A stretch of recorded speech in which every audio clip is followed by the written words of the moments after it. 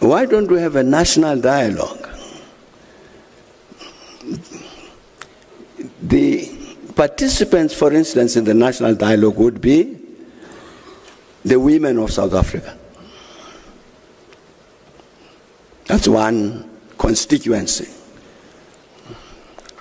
So what you do, you ask a Professor Puleng Lengabola here, who happens to be a woman, to say to Puleng, can you put together a delegation of 200 women, inclusive of the women of South Africa, who must then attend as a delegation to the national dialogue? Same with the youth, same with the traditional healers, same with many people, the arts world, the people of the faith organizations, and so on. So you have delegations of this kind, of the ordinary people. Not to complain that we are hungry, we know that. But to say, how do you solve this problem? That let the people speak, not represented by their political parties, but the people themselves. So I said, let's have that national dialogue. I then said in that same speech that this idea, this thing is, I'm saying this thing, but it's too big even for me. So I'm going to raise this same matter with the foundations and say to the foundations, this is what I think. Can you people take up this matter? So I requested a meeting with them. Lutuli Foundation, Mandela Foundation, Tutu Foundation, Biko Foundation, Sobukwe, Mbeki, all of them. And said, this is what I think, this is what I've said publicly. I think you people must take up this matter. And fortunately, they agreed. So these are the people who then set about organizing for the national dialogue. Now, I don't know if Max Bogwana is still here. Is he here? Oh, you are here. No, the reason I'm mentioning Max is because the foundations constituted what became called a preparatory task team to organize the national dialogue. I've never been party to that committee. Max, who is the CEO of the Thabo Mbeki Foundation, is a member of that committee. So I thought I would ask Max to come and complete an answer to this question. Which was,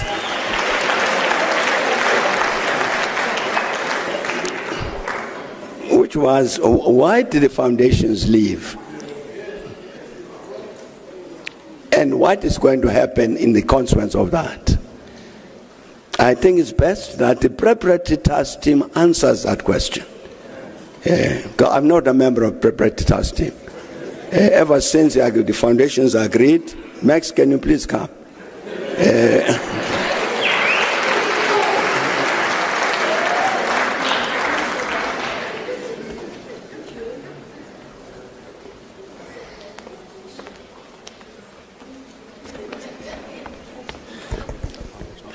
Okay. So this is Ishmael, and Ishmael has been the youth league of the preparatory task team, and then because you needed to say, possible most of our futures have already been destroyed, but we must not destroy the future of young people.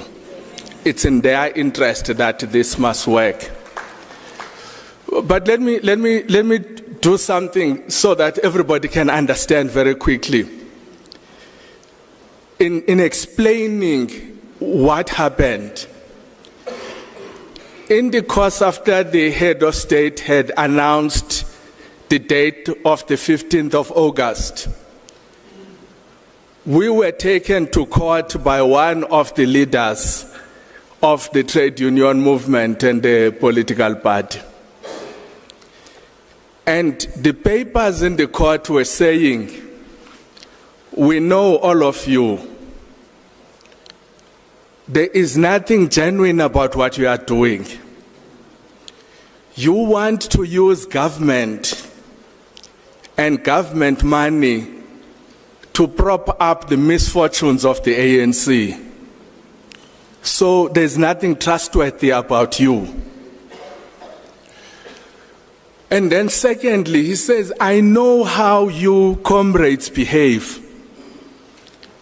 You've got interesting methodologies of skimming money from government. One way of you going to skim this money, you're going to do what this union leader says, do self-created emergencies so that you can get money very quickly, but you don't have time, plan, and transparent process of how to spend that money. So you will spend that money within few days, and it gives you an opportunity to do all manner of wrong things about that money. And he says then the third thing is that we don't trust this process because this process is not citizen-led process. It's going to be a government-led process so that the government can deal with its own problems. So this accusation is put directly at us. So we responded in detail and said, no, that's not correct. This process is exactly the way the president is talking about. We're saying our country is on its knees. There seems to be very lack of clarity where will this country will be tomorrow, politically and economically. And it looks like from the political parties we do not have the answers. So our view is that the people of South Africa are sovereign. And it's these people that must give the answer about this South Africa we want and this South Africa we don't want. We explained that this has nothing to do with helping the ANC. This has nothing to do with the abuse of government. So we write an affidavit.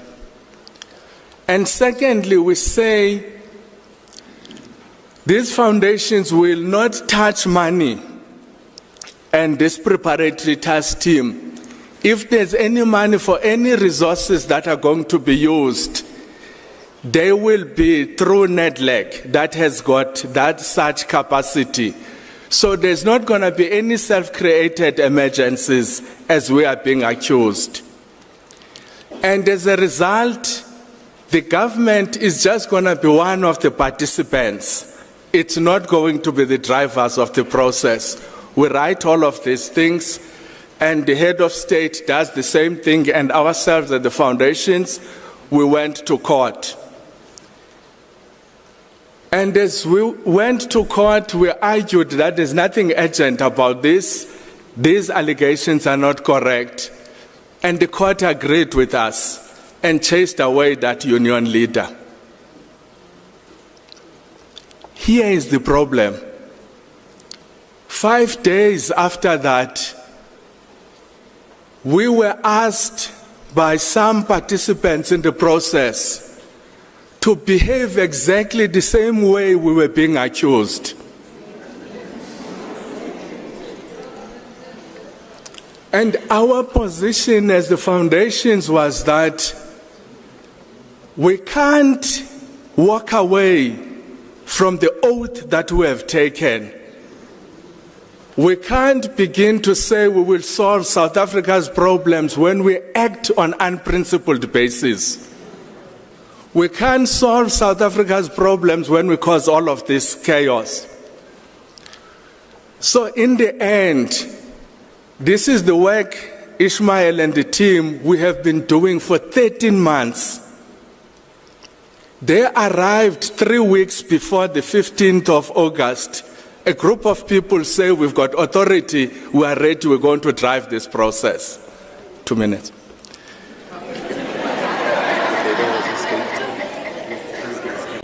Yeah. So when these new people says, no, we are ready to have a convention at UNISA in 8 days, we say, but you can't. And as we're speaking, one of them says, no, here's 28 million rand, it has just come into my phone. So we said, this is exactly what we're being accused of. We do not want to be close to a process like that. But more importantly, we had organized, we had looked at about 30 sectors. We were saying the engagement of the convention, it will be very different from a Lekgotla, it will be very different from an Imbizo, because one of the challenges this nation must face is this idea of anti-intellectual. Yes. And this acceptance that our nation must be directed largely on semi-illiterate basis.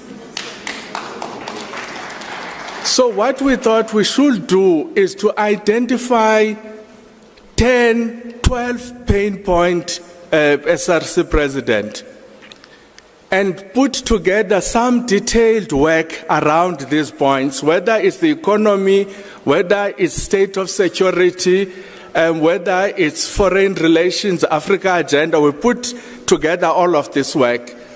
And we said, so we got some two economists that wrote a very complicated economics document. We said, no, we'll take two universities, University of the Western Cape and University of Johannesburg, to help us summarize these documents so that they become understandable. We had young people in the group that says, we will do fact sheets and then we will do infographics. So that you take these documents, complicated one, less complicated one, just figures, give it to the women so that they meet on their own and discuss. Give it to the youth, they do the same thing, give it to the traditional leaders, all of the 30 groups.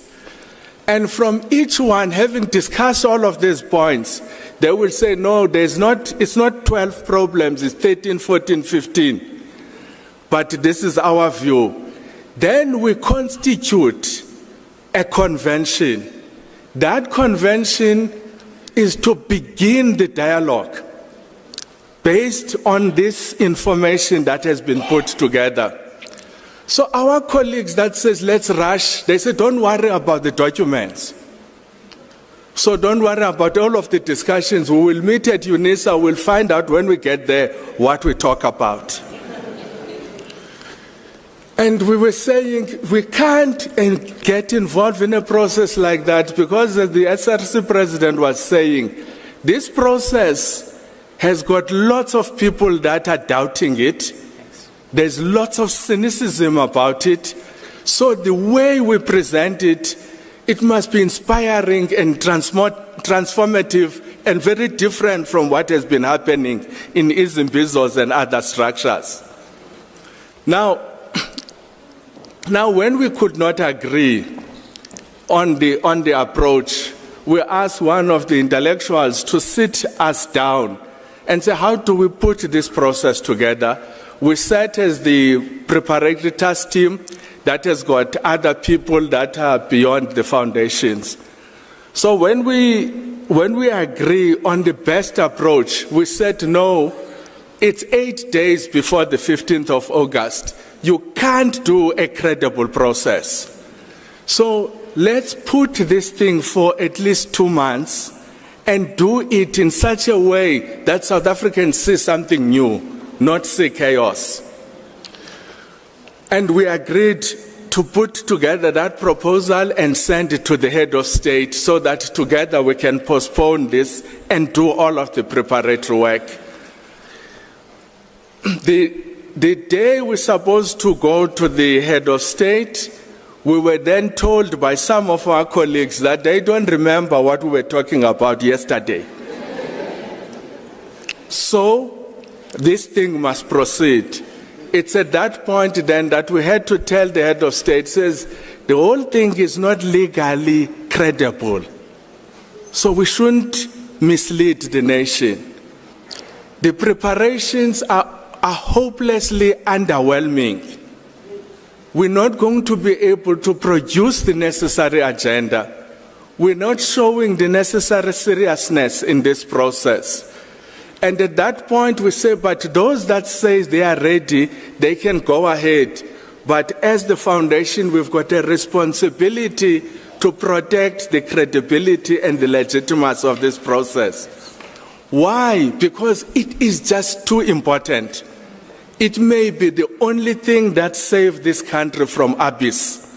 So we cannot allow it to be done in any other way by people sometimes where you think their objective is actually to collapse it. So whatever happened at UNISA happened, and we do not want to be harping on that. What we are saying, we're meeting the eminent persons group that had been put together by the head of state and say to them, let's put our heads together. How then do we start building confidence again in this process? It's a very heavy job, Professor Antony, because you are dealing with a process that was facing cynicism already. We have seemed to have plunged it in another difficulty. But this is one thing we're not going to give in. We are working to develop that confidence building process. There's quite a lot of work that Ishmael and the team are working on. But in the end, we will have to regroup the way we had designed. We are not prepared to allow this process to fail. So we will actually look for support from the people that are in the room. But I'm quite happy to engage in this process beyond this. This was for the students, not for us. But thank you very much.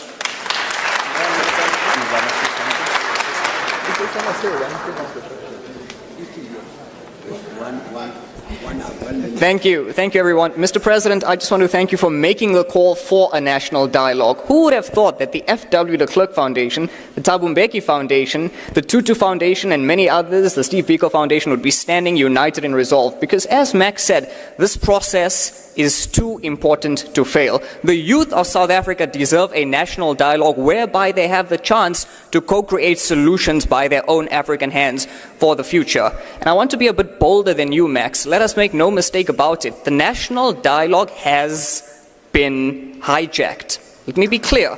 It's been hijacked. And it is our duty now as the citizens of South Africa to reclaim this national dialogue by whatever means necessary. We must also be wary of the fact that there are, as Max said, those who want to collapse the national dialogue. And we will not give them the opportunity to do that. This is why we are now engaging with the eminent persons. But thank you so much, Mr. President.